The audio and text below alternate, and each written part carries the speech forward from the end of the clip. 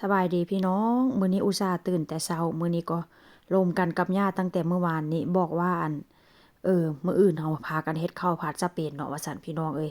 มื้อนี้ตื่นเช้ามาข้อยก็มาหั่นหัวหอมหั่นกระเทียมแล้วก็หั่นเนื้อหมูนี่ก็เป็นเนื้อหมูที่ว่าหมักแล้วเด้อหัวหอมนี่ข้อยก็จะหั่นครึ่งหนึ่งว่าซั่นซะ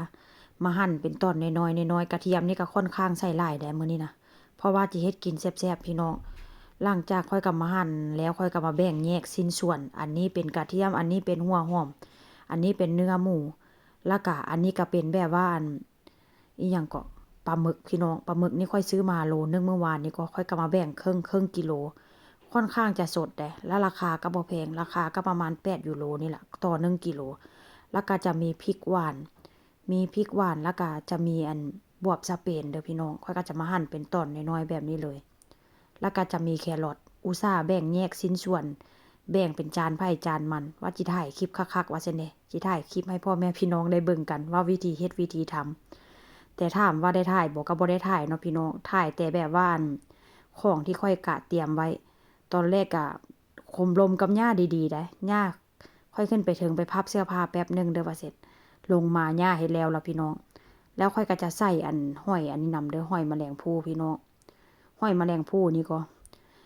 ซื้อแบบสำเร็จรูปมาเพราะว่าหยังซื้อแบบที่แบบว่าสดๆมาหั่นน่ะก็ค่อนข้างจะแซ่บแล้วก็จะสด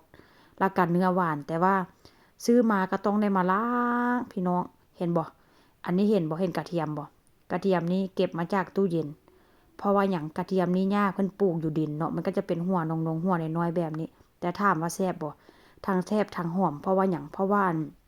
มันค่อนข้างจะเป็นแบบว่ากระเทียมอ่อนนะพี่น้อง ค่อยก็เก็บมาจากสวนหญ้าเพิ่นจะปลูกไว้ อันนี้ก็จะเป็นเนื้อหมูเด้อพี่น้อง เนื้อหมูนี่ก็หมักเรียบร้อย